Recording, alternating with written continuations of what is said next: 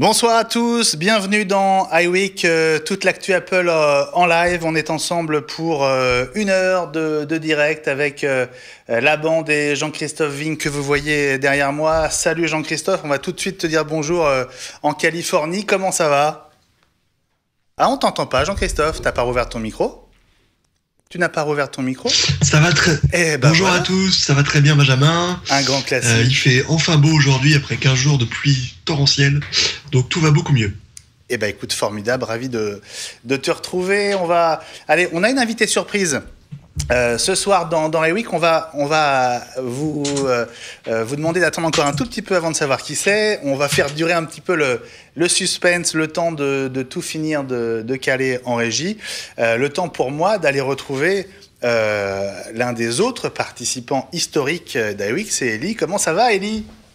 Bonsoir Benjamin, bonsoir tout le monde. Bah écoute, tout va bien, je suis ravi d'être de retour parmi vous.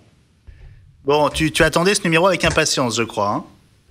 Et oui, car on en avait discuté depuis un moment et on s'était dit quand est-ce qu'on invite nos fidèles iWeekers à participer à l'émission. Effectivement, c'était une de nos promesses depuis un bout de temps. On espère que ça va être le début d'une longue série. Alors on essuie un petit peu les plâtres ce soir. Hein. C'est un peu la première fois qu'on vous fait entrer dans le cercle d'iWeek. Oui, l'invité mystère, c'est l'une d'entre vous, une des habituées d'iWeek qu'on va retrouver dans quelques instants.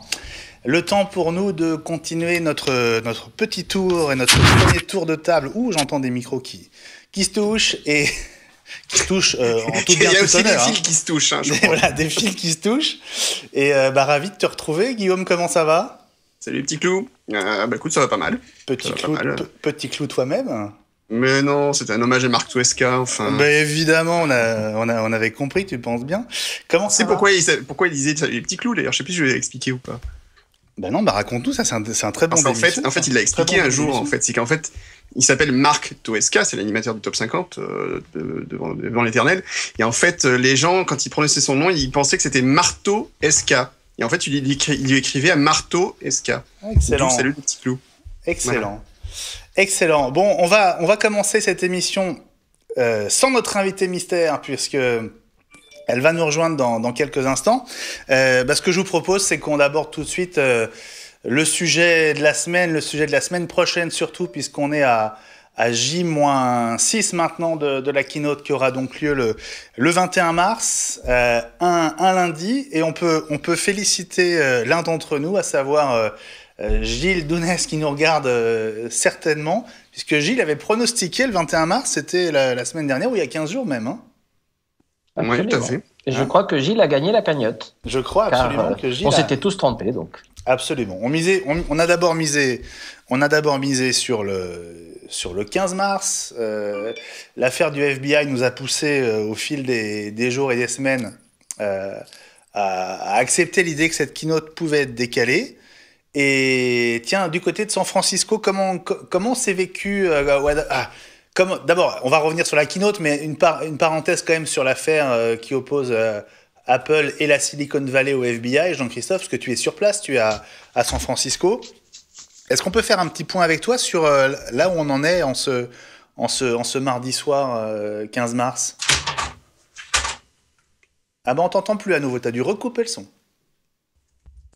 L'événement de cette semaine, on sait que la semaine dernière il y a eu des échanges de documents officiels entre d'un côté le FBI et de l'autre Apple, et on en parlera peut-être, mais Apple ne retient plus ses coups, c'est-à-dire que le FBI met vraiment Apple en situation d'accusé.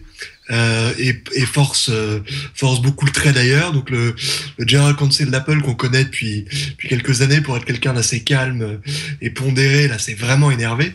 Mais la grande nouvelle de la semaine, c'est que le président Obama était à la conférence, enfin le festival, pardon, South by Southwest, qui est une tradition justement un peu de la contre-culture aux États-Unis. Il a fait une keynote dans laquelle il a justement reparlé de l'affaire en disant qu'il fallait faire très attention, qu'effectivement Apple et toutes les entreprises de technologie voulaient se prémunir contre un futur orwellien, mais que le meilleur moyen, le risque que prenaient ces entreprises de droit privé à s'opposer aussi frontalement, c'est que justement le législateur vote des lois orwelliennes.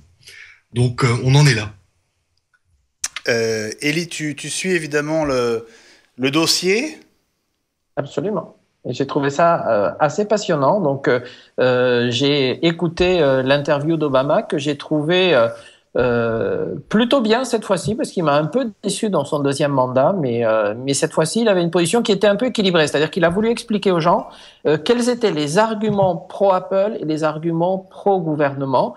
Et je l'ai trouvé pas mal. Franchement, équilibré. Bon, le plus actif d'entre nous sur le sujet, c'est évidemment le grand Guillaume Jette. Ah non, moi je pense pas. Moi je fais appel au législateur qui est Jean-Christophe, hein, mais moi je suis pas. Moi je regarde le côté technique des choses, n'est-ce pas?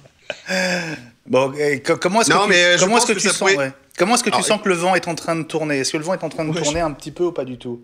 J'espère que ça fera surtout un meilleur film que Steve Jobs, mais bon.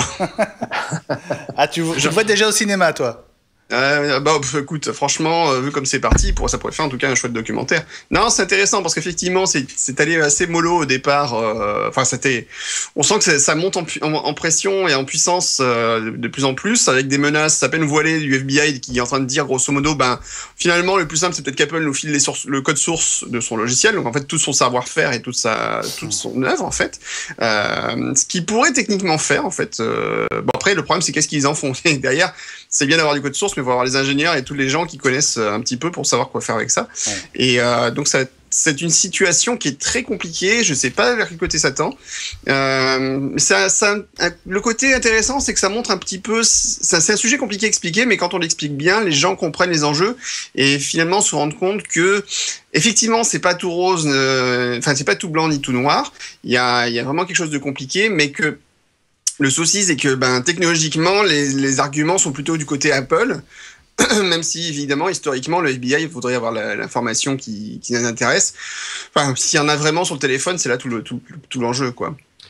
Et à mon avis, Benjamin, il ne faut pas se tromper. Apple n'est pas au-dessus de la loi. Tim Cook l'a dit. Mais attention, dans la fameuse interview d'il y a 3 semaines sur une grande chaîne américaine.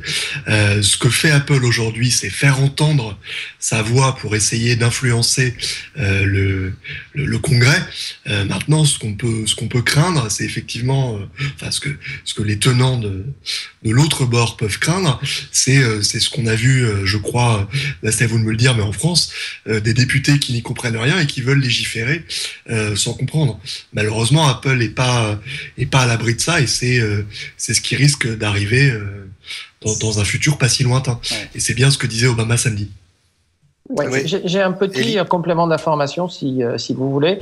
Je me suis renseigné, j'ai profité un peu, la semaine dernière en plus, j'étais pas là, donc du coup j'ai eu un peu plus de temps pour regarder et j'ai demandé à plusieurs personnes autour de moi, mais surtout à des personnes qui sont chez Apple. Et je leur ai posé la question, est-ce que c'est vraiment la position qui est présentée? Est-ce que c'est vraiment cette position-là? Est-ce que technologiquement, il n'y a quand même pas une position de repli? Parce que je comprends qu'Apple ait une position très ferme sur ce sujet, parce que quelque part, en acceptant, ça peut faire croire à des clients que iOS est peut-être un peu moins sûr. Et donc ça, je peux le comprendre. Mais je me suis dit quand même, est-ce que technologiquement, Apple n'est pas capable de fabriquer, non pas un iOS non sécurisé, ce qu'a dit à un moment donné le FBI, ou en tout cas certains ont interprété, parce que je ne suis pas sûr que le FBI ait demandé vraiment ça, ou est-ce qu'Apple ne pourrait pas faire une sorte de logiciel qui bypasse ces 10 tentatives sans compromettre la sécurité complète d'iOS et carrément faire une version soit qui s'autodétruit, soit qui ne marche que sur un appareil, sans vraiment compromettre la sécurité globale d'iOS. Et j'ai eu des réponses côté Apple en disant que, c'est pas du tout officiel, hein, bien sûr, hein, que oui, on pourrait faire ça. Que oui, il pourrait y avoir quelque chose qui ne compromette pas la sécurité globale d'iOS. Parce que, en tout cas, si on revient à ce qu'on avait dit à la première émission, est-ce qu'il existe une clé maître de chiffrement? Oui, Apple en a une. Elle existe depuis pratiquement le début d'iOS, peut-être pas la première version qui n'était pas cryptée, mais en tout cas depuis de nombreuses années, cette version est chez Apple, dans un coffre ou dans un super coffre, elle n'est jamais sortie, il n'y a pas de raison qu'elle sorte. Est-ce que 2-3 ingénieurs seraient capables de faire quelque chose qui ne sorte pas d'Apple? À mon avis, oui, Apple est une entreprise qui maîtrise la sécurité. Est-ce qu'ils veulent, est-ce qu'ils ne veulent pas, c'est un autre débat. Le problème, il est simple, c'est que est-ce qu'Apple est capable de le faire? Je pense qu'à pour Apple, la réponse est non. Et je vais donner un exemple très simple qui est sorti ces jours-ci. Est-ce que vous avez entendu parler de l'histoire de la clé maître du TSA aux États-Unis? Non? Oui. Oui, TSA, c'est ceux qui ouvrent les valises notamment, c'est ça? Voilà, qui ouvrent les valises. Et pour ouvrir, en fait, quand vous allez aux États-Unis, vous êtes obligé d'avoir normalement une valise qui s'ouvre avec une clé maître. Et il s'avère que quelqu'un, genre, c'est Washington Post, a fait un reportage chez le TSA et ils ont pris des photos de la fameuse clé maître. Et qu'est-ce qui s'est passé? Ils ont mis la photo sur leur site web et il y a des petits malins qui ont trouvé la photo et qui ont réussi à faire des reproductions avec des imprimantes 3D. Voilà. C'est-à-dire qu'en fait, ce qu'on pense être très sûr, finalement, on n'est pas forcément très sûr très longtemps. Et on a beau dire que oui, mais Apple, il pourrait faire en sorte que...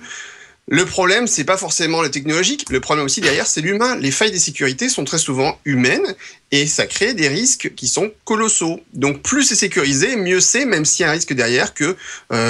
Après, en plus, c'est un faux débat. Je vais expliquer pourquoi. Le problème, c'est que l'appareil peut être chiffré, mais derrière, les informations peuvent être surchiffrées. C'est-à-dire que demain, si quelqu'un aujourd'hui pouvait déverrouiller mon iPhone, très bien, voilà, il a eu mon iPhone, et puis il va accéder à mes mots de passe qui sont dans mon iPhone. Bah, pas de bol, ils sont dans mon OnePassword, qui lui est sécurisé par un mot de passe qui n'a rien à voir avec le reste de l'appareil. Donc, vous aurez peut-être effectivement fait sauter la sécurité d'iOS, mais la sécurité du reste, c'est mort. Donc, ça veut dire qu'en fait, pareil, d'ailleurs, c'est WhatsApp l'a dit, ils soutiennent Apple, et WhatsApp, tout comme Telegram et d'autres solutions, sont des solutions chiffrées de communication qui sont quasiment inviolables. Et aujourd'hui, ces solutions-là, si elles sont utilisées en plus sur l'appareil, grosso modo, c'est bien, vous avez un appareil, mais derrière, c'est une coque vide, quoi. Enfin, ça sert à rien.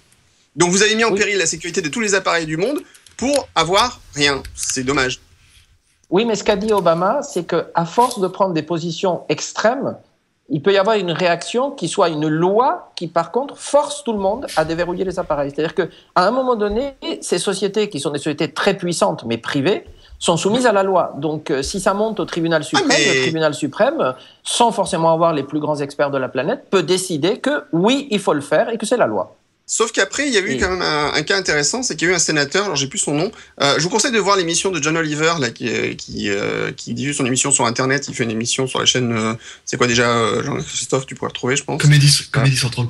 Ouais, non, c'est sur la chaîne de Game of Thrones. HBO. Donc c'est John Oliver qui est à la base un comique qui fait une émission super intéressante en fait où il parle justement de choses qui sont relativement complexes mais il explique plutôt très bien et il parlait du cas d'un sénateur américain qu'on pouvait pas forcément qualifier de gauchiste ou de libertarien qui il y a 3 mois disait non il faut absolument que les appareils soient déverrouillés et qui disait que après avoir analysé clairement la situation et a pris un peu de recul, il comprenait bien que finalement la réponse était beaucoup moins évidente que ce qu'il pensait il y a 3 mois et que finalement il va peut-être mieux que les appareils restent chiffrés. Et donc finalement la question c'est est-ce qu'on explique bien les choses? C'est peut-être là le problème aussi. Bon. Bref. Est-ce que vous avez d'autres précisions à apporter en ce 15 mars sur cette affaire ou est-ce que nous passons à notre sujet suivant? Grand maître Elie par exemple, qu'en penses-tu? Je sais pas, peut-être que Jean-Christophe a envie de nous dire une dernière chose. Je l'ai vu bouger derrière toi, donc... non, j'allais dire que je serais un peu pour passer à autre chose, parce que t'en as marre, hein. L'affaire est loin d'être close, notamment au niveau local, donc on est amené à en parler toutes les semaines, à mon avis. Donc autant s'intéresser au monde Apple dans ce qu'il a de plus concret. Eh ben écoute, je te propose qu'on marque une... très courte pause, comme on dit, et on se retrouve dans un instant pour parler de la semaine prochaine. Ça va être un lundi soir extrêmement riche, extrêmement chargé. Un carnage. Et t'as dit quoi? Ce sera un carnage. Un carnage. Non, je pense pas que ce sera un carnage, mais est-ce qu'il y aura du lourd ou est-ce que ça va être une petite keynote? On en parle dans un instant dans iWeek. À tout de suite, et vous pouvez évidemment interagir avec nous avec le hashtag iWeekTV. À tout de suite.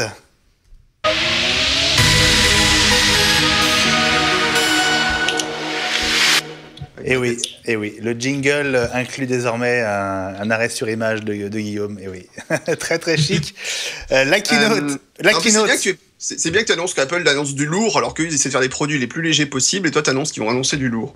Ben non, j'annonce rien. Je vous pose la question justement. Alors a priori, quand même, il n'y aurait pas de mise à jour de tout ce qui est produit Mac. Ce serait quand même plutôt orienté à iOS.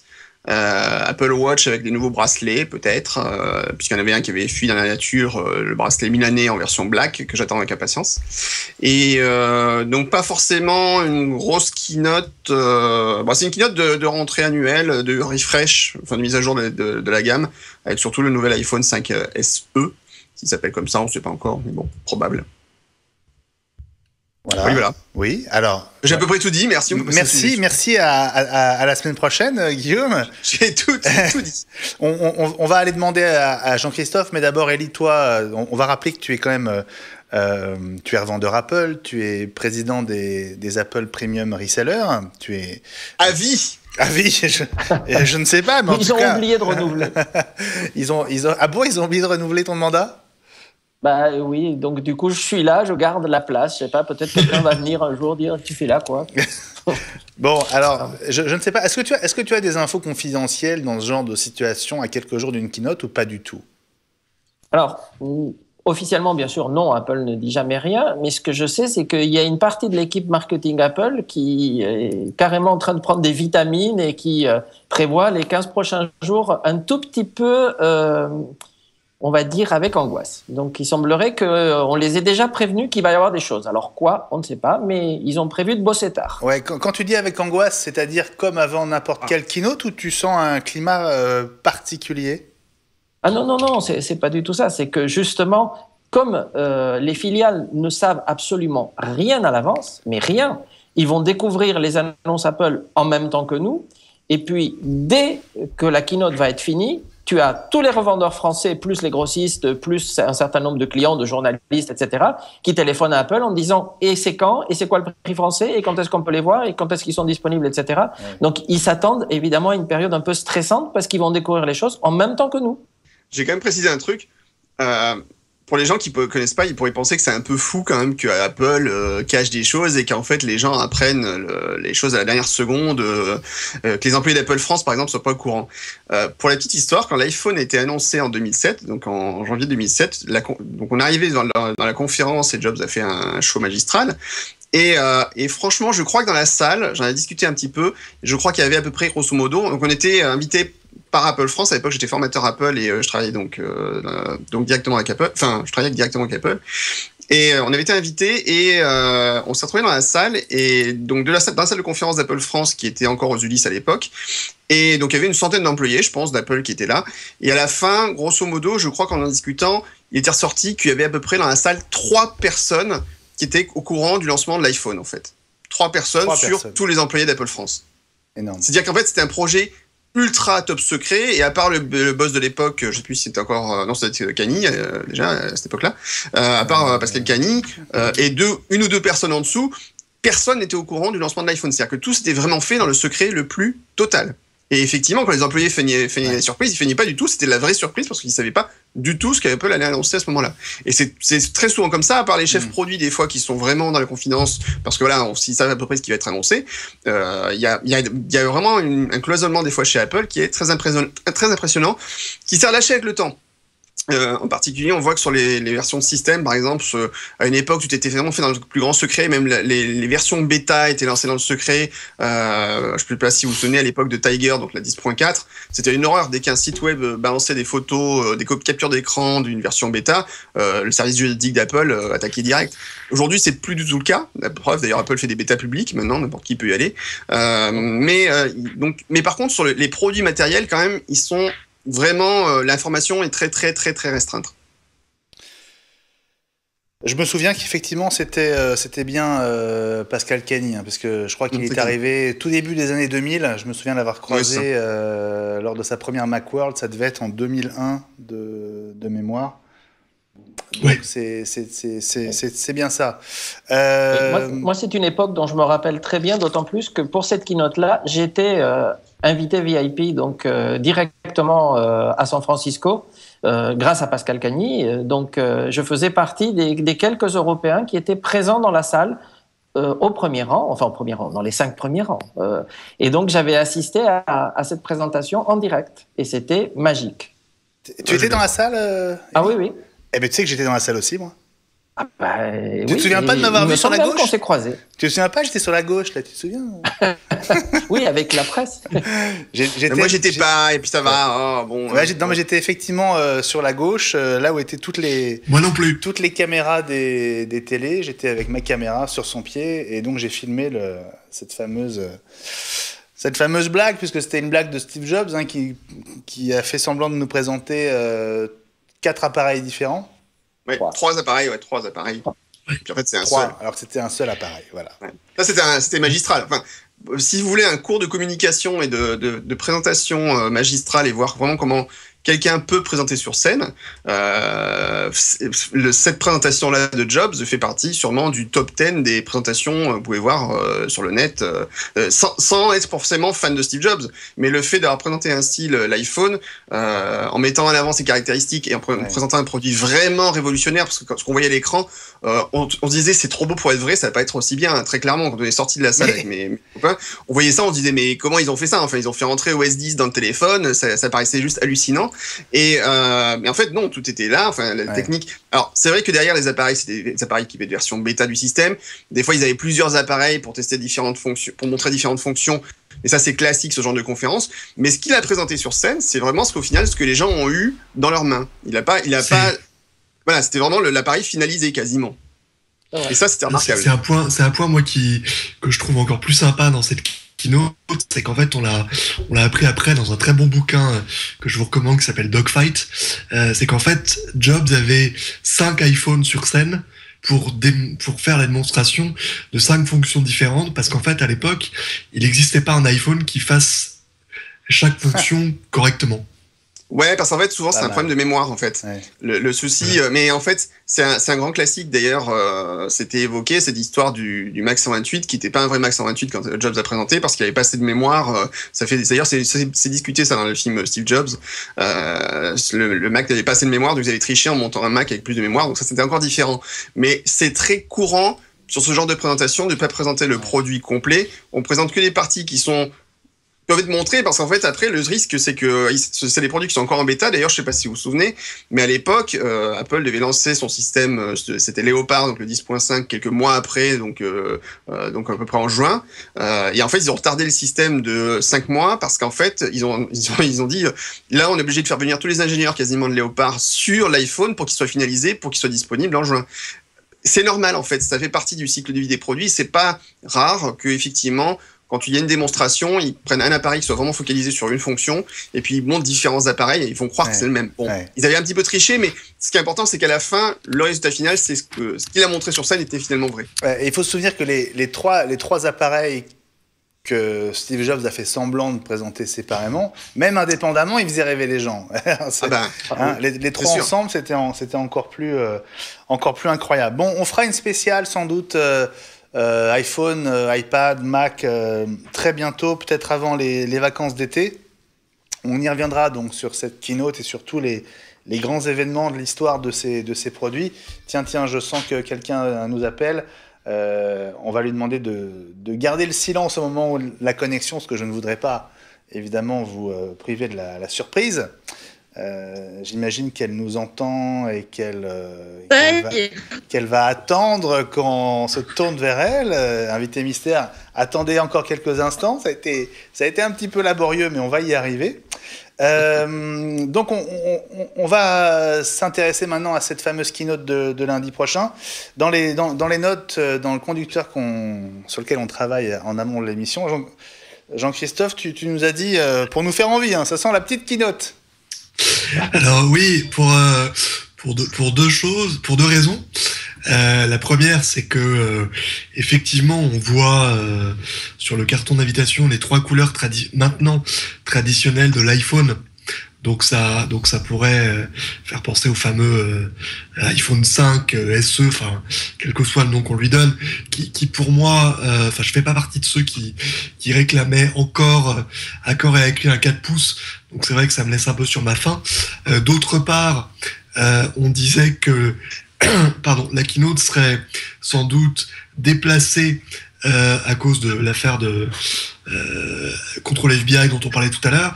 Le fait que ça se passe dans l'amphithéâtre d'Apple qui, certains d'entre nous l'ont peut-être déjà vu en vrai, est quand même très petit, montre que... Alors ça, ouais, Jean-Christophe, oui. Justement, alors j'ai une question à te poser parce que j'avais un doute sur le lieu exact.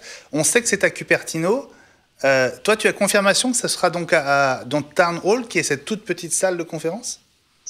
Alors, c'est ce que j'ai lu, oui. Alors, j'ai pas été invité, donc je peux pas te le confirmer. Est-ce que tu as juste lu Cupertino ou oui, c'est ce que j'ai lu. Est-ce que tu as lu juste Cupertino ou est-ce que tu as lu effectivement a priori, il n'y en a pas d'autres. Ça se fait au siège d'Apple et il y a pour l'instant rien d'autre que Town Hall. C'est pour ça que c'est une partie des raisons qui a poussé à faire Campus 2. D'accord, mais tu te souviens que pour l'Apple Watch, ça avait lieu à Cupertino, mais dans un espace qui avait été construit pour l'occasion. Oui, non, là on parle bien du siège d'Apple et donc a priori Town Hall. Mais si vous avez d'autres informations, n'hésitez pas. Moi, c'est vraiment ce que je crois. Bon, alors on va peut-être essayer de donner les infos qu'on pense maîtriser. Donc c'est lundi. Et alors, oula, on va pas donner grand-chose. La deuxième partie de l'info qui n'en est pas une. Attends. Alors je te laisse faire, vas-y. C'est que j'ai discuté avec des gens qui annoncent du très lourd pour septembre. Ah bon, bah oui, et puis pourquoi pas pour 2020 aussi, tant qu'on y est. Non. Hein, une voiture, par exemple, tu vois. Moi aussi, je peux le faire. 2021. Alors je me tais. Et c'est quoi du très lourd? Non, je me tais. Mais c'est quoi du très lourd? Il aurait pu nous le dire. C'est des choses qui expliqueraient qu'Apple fasse ça à la maison au lieu de louer le Moscone Center comme il le ferait normalement. Tellement c'est secret. Parce qu'il se réserve pour septembre pour une grosse annonce. Bon, écoute, moi, tu sais, moi, je fais partie de ceux qui, je vais attendre de voir.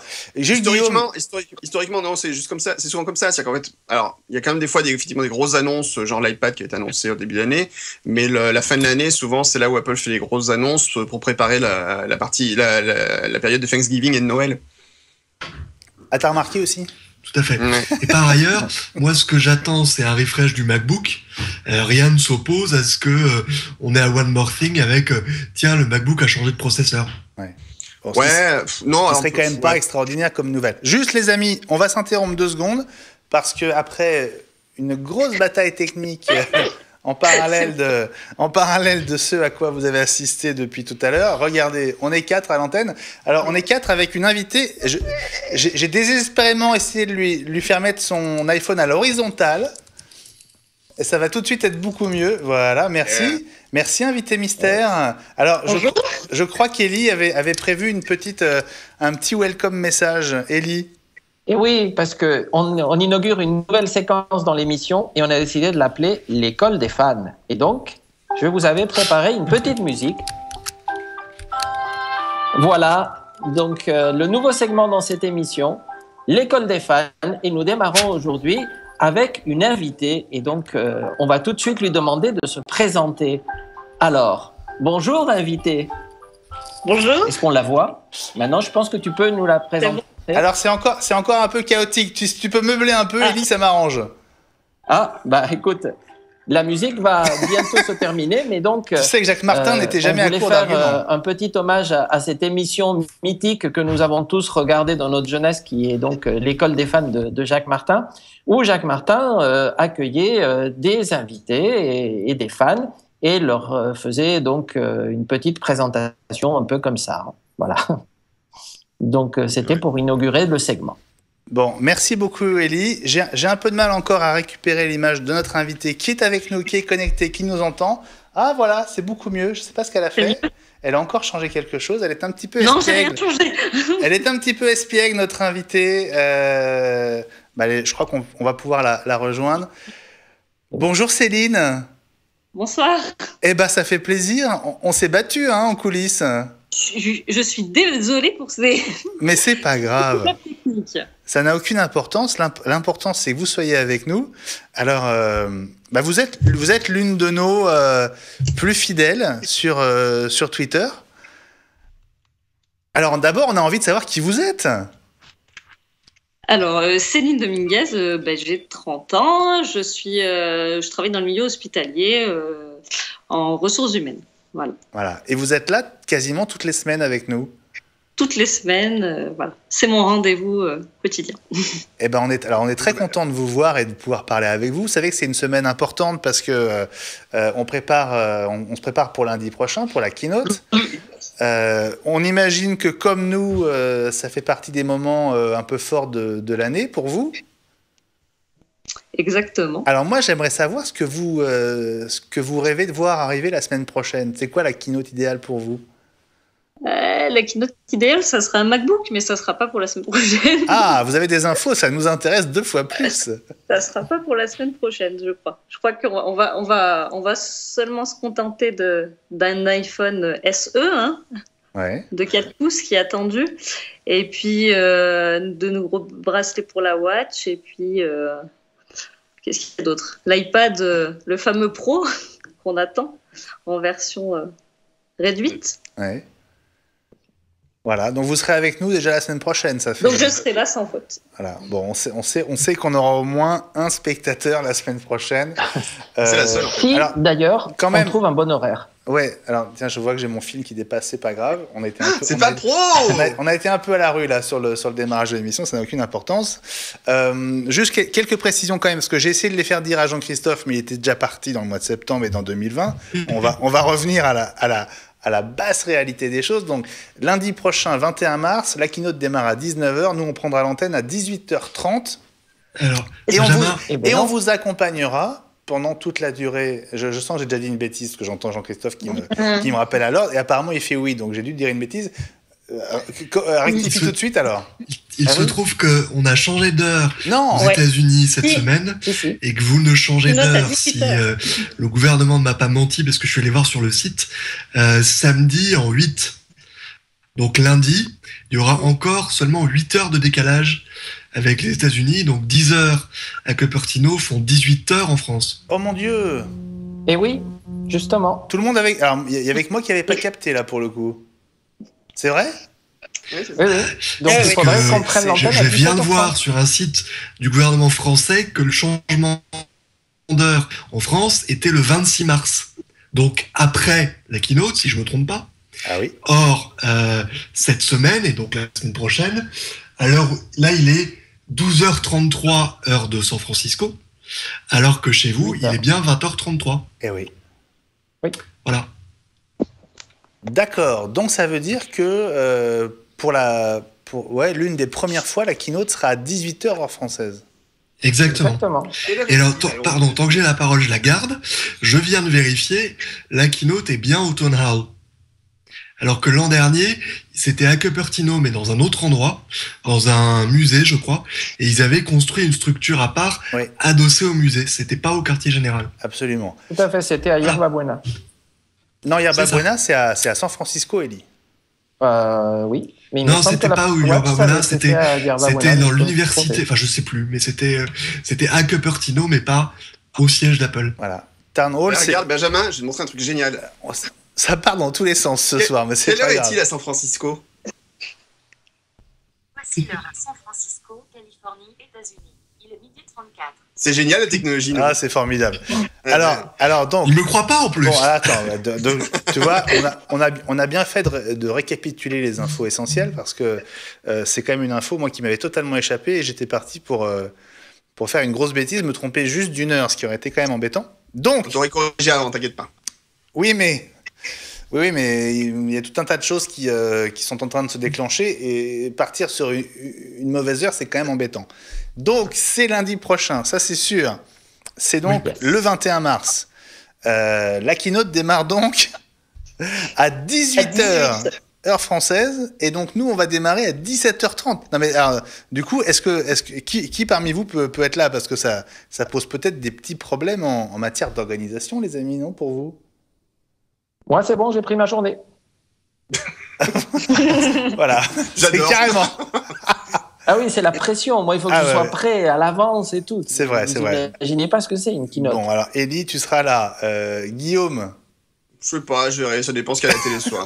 Tu prends ta journée, toi, ou pas? Ah non, moi je suis un homme sérieux, moi j'ai du boulot, je reste. Attends, moi j'ai pas des petits esclaves. Surtout que maintenant il y a Clem place, sur TF1, donc imagine, Guillaume, il peut pas rater ça. Hein. Bon, Jean-Christophe, je ne sais pas si tu seras déjà debout, tu seras peut-être encore sous la douche, non? Non, je serai debout, effectivement. Bon, écoutez, on sera au moins 4, vous serez là. Céline, je vous ai pas présenté quand même les copains, donc je vous présente Guillaume. Oui.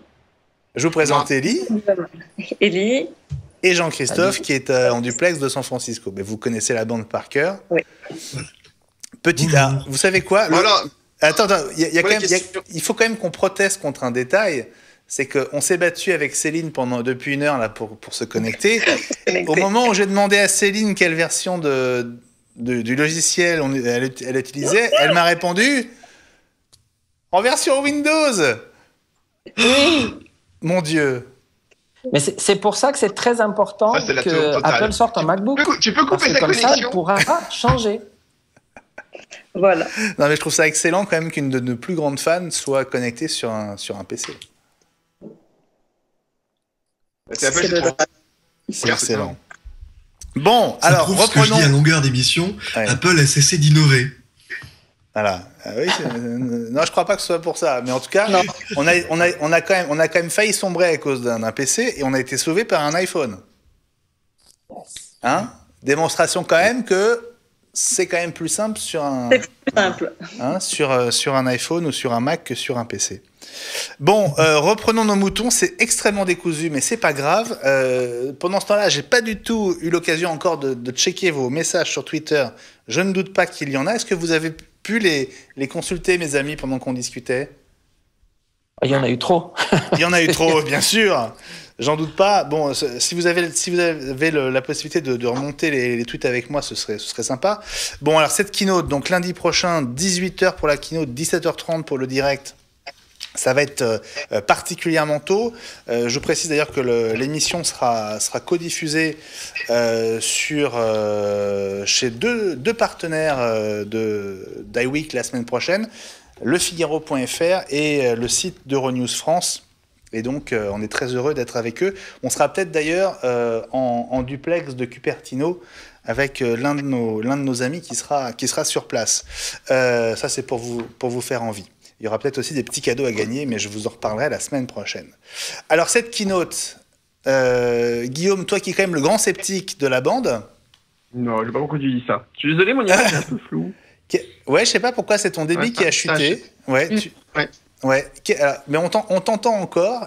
Qu'est-ce que tu penses raisonnable d'attendre pour la semaine prochaine? On l'a déjà dit, je crois. Non, mais toi, tu es toujours un peu différent. Non. Il veut plus parler. Il veut plus me parler.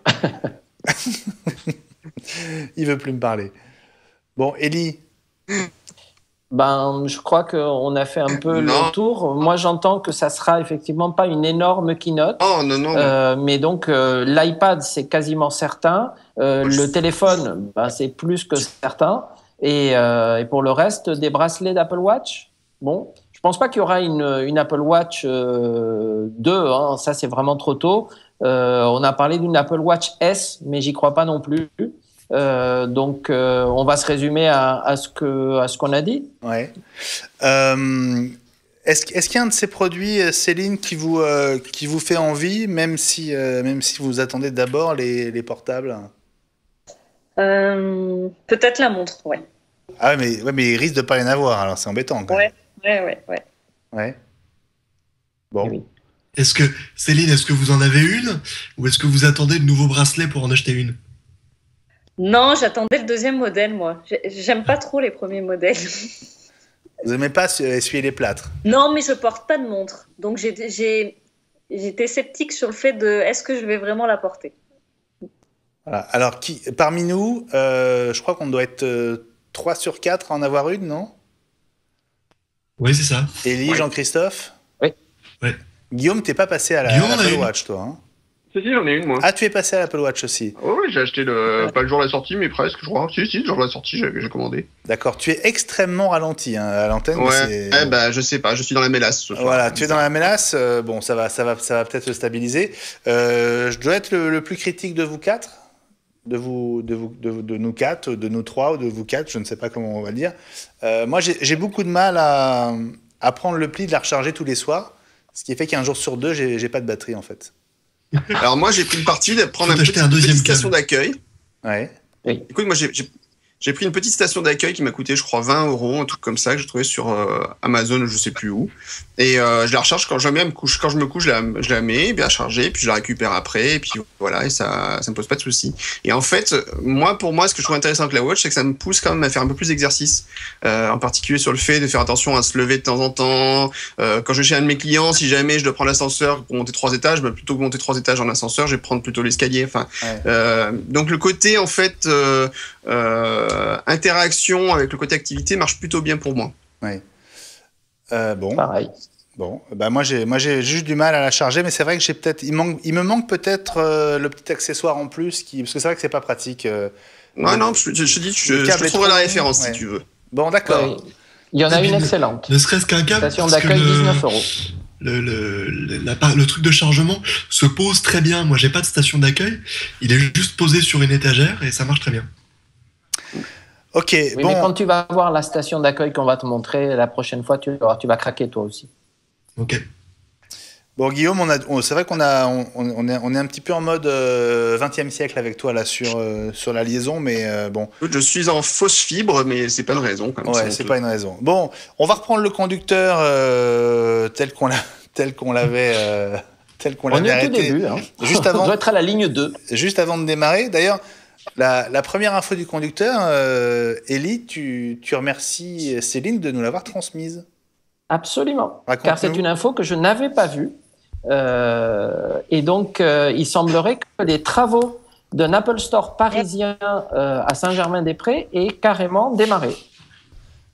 Wouhou. Céline, c'est vous qui avez vu l'info? Racontez-nous ce que vous avez vu. Oui, tout à l'heure. Ouais. Donc, travaux en cours à Saint-Germain-des-Prés. Donc, on parle d'une ouverture peut-être à la fin de l'année 2016. Saint-Germain-des-Prés, c'est le quartier... 6e arrondissement de Paris, c'est voilà, ça? c'est le 6e arrondissement, c'est le quartier latin, c'est le quartier de Jean-Paul Sartre, c'est le quartier du Da Vinci Code pour ceux qui sont uniquement venus pour voir l'église Saint-Germain-des-Prés. Il serait où ce magasin, précisément, vous savez? J'ai plus l'info en tête. Alors, tout le monde cherche. Donc, c'est Mac Bidouille et Mac G qui en ont parlé. Et donc, ça se trouve sous le marché couvert Saint-Germain. Ah, d'accord, donc, ok. Pour ceux qui connaissent bien la capitale. Sous le marché couvert. Oui. Oui. Non, enfin. Il y a d'ailleurs des photos. En fait, le on marché voit couvert est carrément refait, l'espace vitré et ils vont qui commence prendre une grande partie de l'espace. Alors, si vous parlez en même temps, faites attention parce qu'on ne comprend plus rien. Donc, Élie peut-être termine et puis Jean-Christophe a une précision apparemment. Oui, je disais qu'on voit déjà les premières photos de l'espace vitré qui serait effectivement dans ce marché-là. Moi, je ne vois pas du tout où c'est, mais peut-être les Parisiens ont une meilleure idée. Il est effectivement, il est dans le quartier de Saint-Germain-des-Prés, mais il n'est pas sur la place de l'église. Il est dans une rue qui est légèrement à côté. Enfin, on est quand même en plein cœur de Paris, et c'est un quartier où la place est assez comptée quand même. Donc, c'est pas étonnant de le prévoir en sous-sol. Maintenant, c'est le concept d'un Apple Store en sous-sol. Non, ça n'a pas marché du tout à New York. Ah, alors, attends, alors Jean-Christophe. D'abord, pardon de vous interrompre, mais tu sais, j'ai toujours pas le retour, donc c'est... Oui, mais ça c'est entre nous, ça. En fait, la société qui détient le marché a mis en vente des lots, et donc l'Apple Store, en fait, va reprendre la place de plusieurs boutiques. Donc c'est pas en sous-sol, c'est simplement dans le marché qu'il y a un toit. D'accord. C'est ce qu'on voit sur la photo. C'est intéressant parce que pour le coup, moi j'habite... mon appartement parisien est pas très loin. C'est un endroit dans lequel, a priori, les touristes, comme tu disais, ne vont jamais parce que c'est assez excentré. Ouais. Et même les boutiques sont pas très accueillantes. Je pense que l'Apple Store peut apporter un peu de vie. Ça devrait être chouette pour le quartier. C'est des halles, quoi, en fait. Hein, si vous connaissez les halles à Lyon, par exemple, ça ressemble un peu aux halles de Lyon. C'est un grand marché couvert dans lequel donc, l'Apple Store occuperait une partie de l'espace, si j'ai bien compris. C'est ça. Ok. Bon, ça va mieux. Ça va mieux, c'est vrai. Bon, j'essaye de vous montrer les images, mais ce soir, je pense que la technologie est contre moi, donc c'est pas grave. Si je peux vous montrer des images d'ici la fin, je vous les montrerai. Sinon, on s'en passera. Pour cette fois. Un sujet. Oui. J'ai mis sur Twitter le lien vers le petit support pour Apple Watch que j'utilise, donc qui est de la marque Horsley. Qui coûte à la bagatelle de 14 €, et qui est très mignon, très sympa, avec une jolie matière. Voilà. Je suis à nouveau saccadé, tant pis. Bon, c'est pas très grave. Tiens, hop, l'article de MacG avec effectivement des images du chantier en cours. Bon, c'est difficile de se rendre compte, mais effectivement, ça confirme que c'est bien l'endroit auquel je... Mais plus bas, il y a une image carrément du marché. Cela dit, alors après, c'est un très bon emplacement, puisqu'en fait, sur les Apple Store, ça reste quand même plutôt sur le centre de Paris, malheureusement. Il y a des régions sur lesquelles, autour de Paris, il y aurait peut-être besoin un peu plus d'Apple Store, mais pour le coup, l'emplacement est plutôt pas mal, je pense. Bon, on va suivre. Et puis, n'oublions pas qu'il y a celui des Champs-Élysées aussi, qui va arriver après. Ouais. De toute façon, il va y avoir besoin de place, hein, parce que le problème, c'est surtout en termes de support dans les Genius Bar, c'est un enfer. Enfin, les files d'attente sont de plus en plus longues. Et si vous voulez un rendez-vous, c'est grosso modo, il faut prévoir dans une semaine, pas avant. Ouais, à peu près. Ça peut être un enfer, quoi. Alors, cela dit, des gros bisous à l'Apple Store de Rolling 2 qui m'ont dépatouillé d'un gros problème que j'ai eu il y a quelques temps, juste avant de partir en vacances, et qui ont été d'une efficacité redoutable, et je les embrasse très fort. Bon, on les embrasse, on leur fait un gros bisou avec toi, Guillaume. Voilà. Est-ce que vous avez déjà acheté dans un Apple Store physique, Céline, ou vous achetez tout en ligne ou chez des revendeurs, des excellents revendeurs Apple? Tout en ligne sur le site, puisque sur le site d'Apple... Sur Dell.fr. Voilà. Sur le site d'Apple? Non, .com. Je confirme, c'est .com. Bon, ok. Un sujet que tu as déjà abordé, Ellie. Tu nous avais parlé de cet expert qui avait été débauché par Apple pour travailler sur une technologie de détection des crises cardiaques embarquée dans l'Apple Watch. Un brevet a été déposé. Oui, pour une application pour Apple Watch qui utilise le capteur actuel, en sachant que peut-être qu'il y aura un capteur plus tard dans une Apple Watch 2 ou dans un bracelet.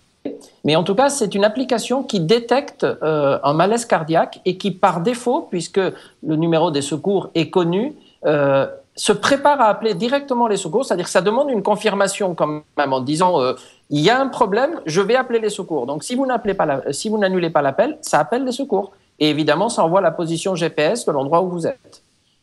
Et donc, le débat, puisque le brevet a été déposé, ce qui veut dire que, généralement, quand Apple dépose un brevet, ça veut dire qu'un produit peut sortir, peut-être pas tout de suite, mais voire jamais. En tout cas, qu'ils y pensent sérieusement. Et ce que dit l'article, c'est que ce n'est pas évident que la FDA aux États-Unis approuve cette application parce que l'Apple Watch n'est pas considéré comme un dispositif médical. D'un autre côté, même si ce n'est pas approuvé par la FDA, s'il y a une application qui appelle les secours dans un cas de malaise cardiaque, je vois mal quelqu'un qui irait les embêter là-dessus. Hein. Donc, la FDA, moi, je suis assez pour. On va rappeler que la FDA, c'est l'autorité qui gère le milieu de la santé aux États-Unis. On dit un mot de Steve Wozniak et je sens que Jean-Christophe va être extrêmement inspiré sur Steve Wozniak. Raconte-nous. Sur Wozniak, pas vraiment. Enfin, il a dit cette semaine que pour lui, la vraie innovation en matière d'assistant personnel, venait d'Amazon et pas d'Apple. Et en fait, c'est ça, je peux vous en parler si ça vous intéresse, parce que j'utilise moi. Pourquoi il a dit ça ? Un produit Alexa d'Amazon depuis à peu près 1 an, depuis sa sortie, et qu'effectivement, c'est très très bien. Mais pourquoi est-ce que Steve Wozniak est allé dire ça ? Parce que Steve Wozniak dit tout et n'importe quoi. Voilà. On le sait, ça, c'est pas une nouvelle. Steve Wozniak, vous savez, c'est l'oncle. C'est le vieil oncle dont on a tous un peu honte et qui, quand on le laisse parler, dit plein de bêtises. J'adore la comparaison. Elle est géniale. La comparaison est géniale. Vas-y, on t'écoute, hein. On adore.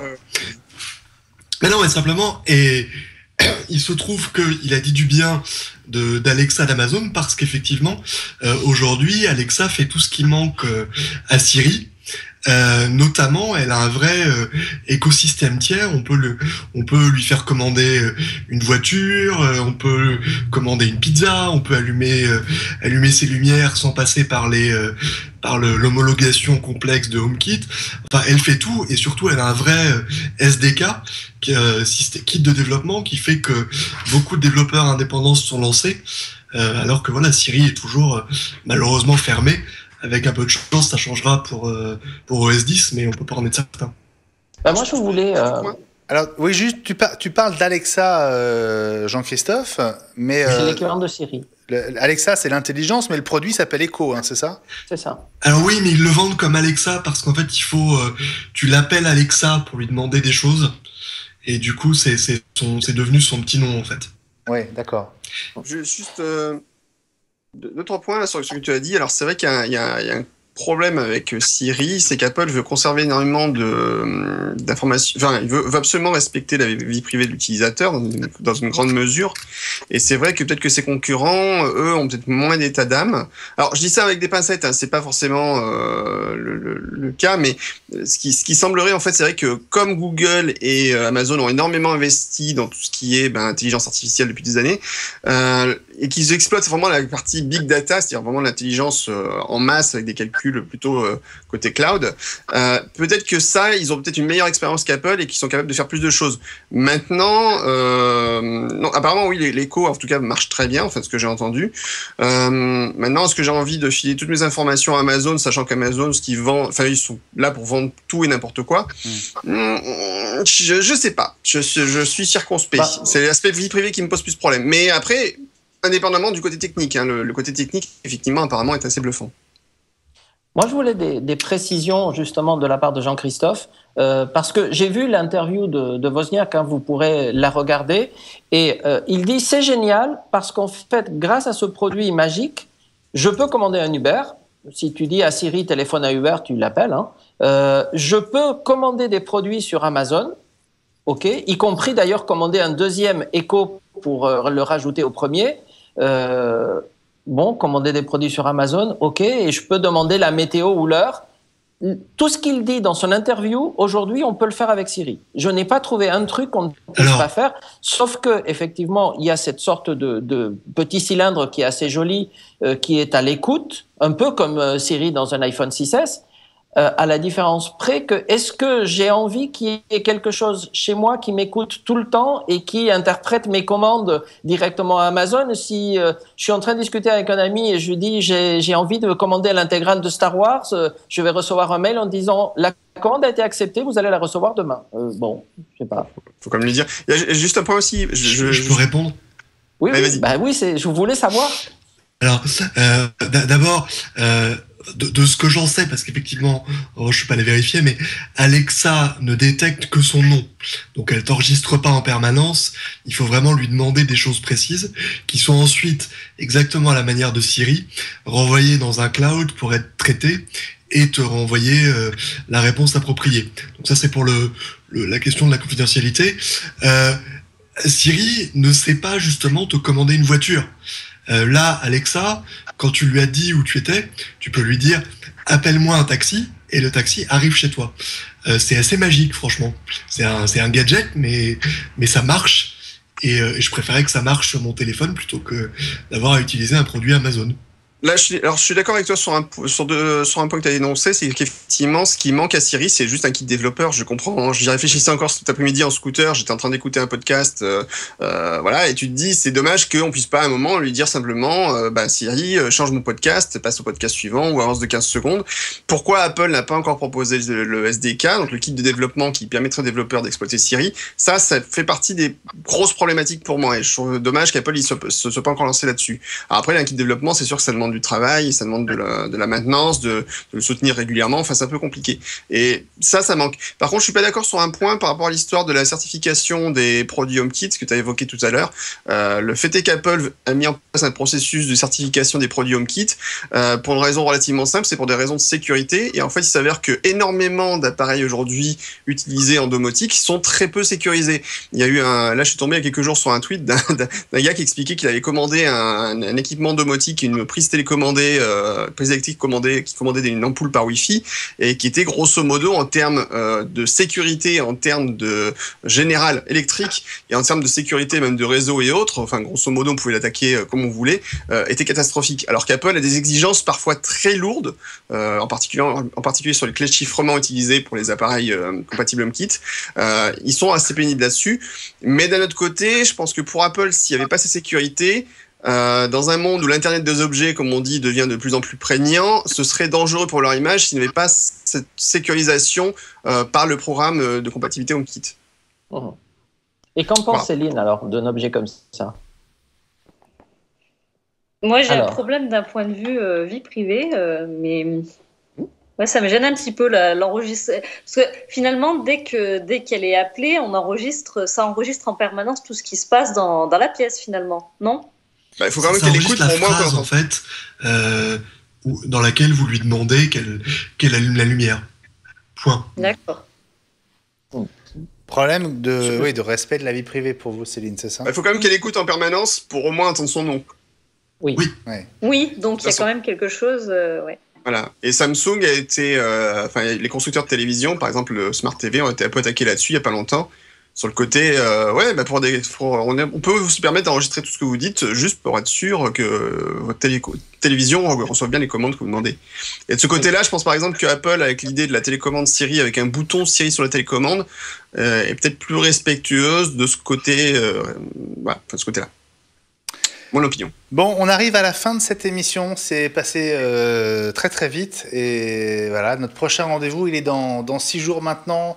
Donc ne loupez pas le coche. Hein. C'est 17h30 heure française pour un début de keynote à 18h. Ce sera lundi prochain, le 21 mars, avec cette iWeek spéciale en direct sur Watch TV en partenariat avec LeFigaro.fr et Euronews France. Oui, un dernier mot, Guillaume ? J'ai vu le film Steve Jobs donc il n'y a pas longtemps. C'est assez particulier. Si vous pouvez le voir, essayez de le voir quand il passe à la télé. Je vous dirais pas d'aller voir au Cinoche, même s'il passe encore, mais je pense plus qu'il passe. Parce que Kate Winslet est remarquable, les acteurs sont plutôt bons dans l'ensemble. Mais par contre, n'espérez pas que ce soit un biopic d'Apple ou de Steve Jobs. C'est juste, il y a tellement d'histoires inventées dedans, c'est du grand n'importe quoi. D'accord. Mais ça se laisse regarder. Très bien, très bien. Merci pour cette précision. Out of the blue, comme disent les Américains, et qui aura sûrement plu à Jean-Christophe. On te dit très bonne journée, Jean-Christophe, à San Francisco. Bonne soirée à vous, à la semaine prochaine. Ouais, profite bien. Je vous salue tous les 4. Merci Céline d'avoir été avec nous. Merci à vous de m'avoir invité. C'était un plaisir que vous puissiez passer dans iWeek, on l'avait promis. On espère comme ça recevoir au fil des prochaines semaines tous ceux qui contribuent aussi au succès de l'émission et à la rendre vivante. C'est vraiment très sympa de vous avoir vu en vrai. À très vite, ici ou ailleurs. Et moi, je vous dis à lundi prochain sur Watch TV où les programmes continuent. Salut à tous.